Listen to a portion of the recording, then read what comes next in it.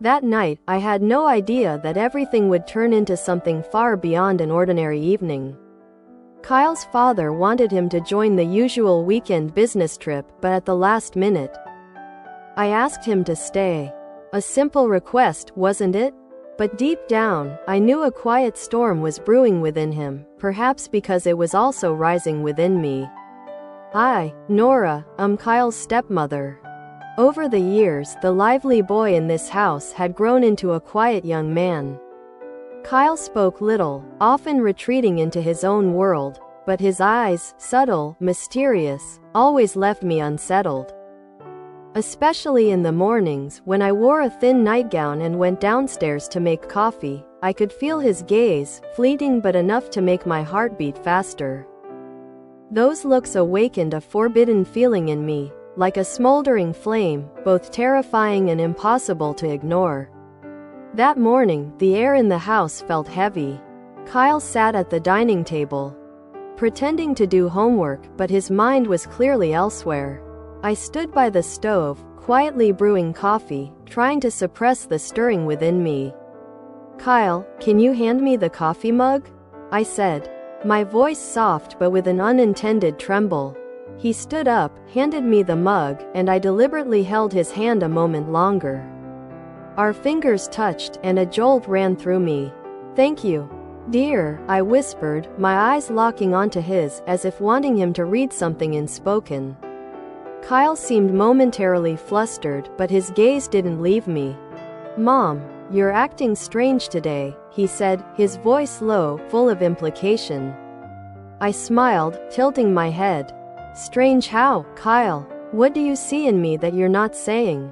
I stepped closer, my nightgown swaying slightly, and I knew he was watching. My heart pounded, as if we were both stepping into a dangerous game. That afternoon, Kyle's father wanted him to go along on the weekend business trip.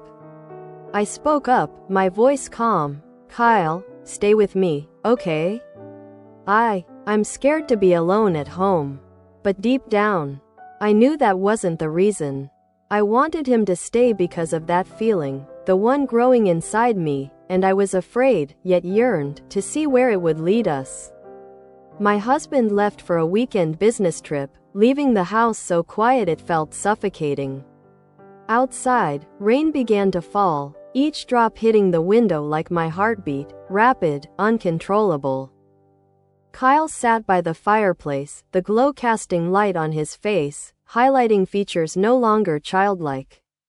I was trying to read, but Kyle's glances, subtle yet searing, kept breaking my focus. The thin nightgown I wore seemed only to make things more dangerous. "Kyle, stay here until the rain stops, okay?" I said, my voice soft but like an invitation. He nodded, sitting down, and silence enveloped us. I stood up, walking toward the fireplace, deliberately letting the light reveal the faint curves through the fabric. "Do you ever think about the old days?" I asked, eyes on him, voice low with nostalgia. "When you were little, sliding down the stairs, filling the house with noise." Kyle smiled, but his eyes weren't innocent. "Yeah, Mom. But now things are different," he said, his voice deep, as if challenging me.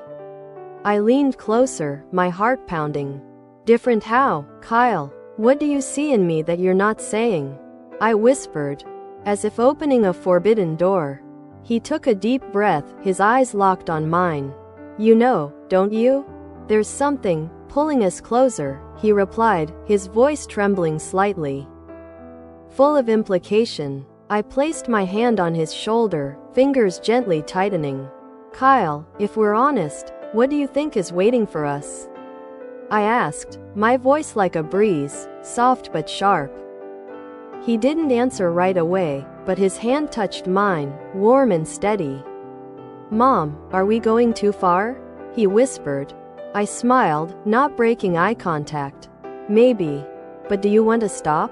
The question hung in the air, and in the sound of the rain, the boundaries between us began to dissolve. The rain softened, but the air in the room remained heavy, as if the house itself was holding us captive. I stood near the fireplace, the dim light making my nightgown nearly transparent. Kyle sat there, his gaze no longer concealed, a clear longing mixed with confusion. My heart pounded, each beat urging me to cross the final boundary. I knew this was wrong, but the pull between us was stronger than any reason. Kyle, I whispered, stepping closer, have you ever thought, could we keep this a secret? My voice was soft but challenging, as if inviting him into a world just for the two of us. He took a deep breath, stood up, so close I could feel his breath. Mom, it shouldn't happen, he said, his voice hoarse. But his eyes said the opposite. But why can't I turn away?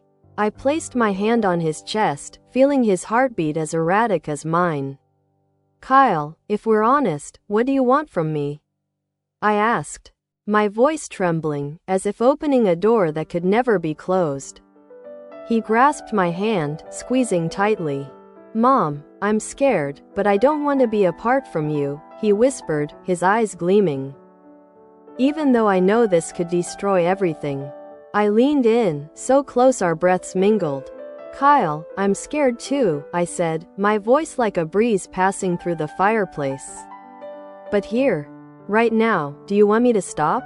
The question hung in the air, and in that moment, his hand touched my waist, pulling me closer. Mom, I can't pretend anymore, he said, his voice breaking. I need you, even if it's wrong. I closed my eyes, my mind reeling. Kyle, we're losing ourselves, I whispered, but my body didn't listen, pressing against him. Every boundary shattered, leaving only the forbidden pull holding us together. The sound of the rain outside seemed complicit, and I knew, after tonight, nothing could ever be the same.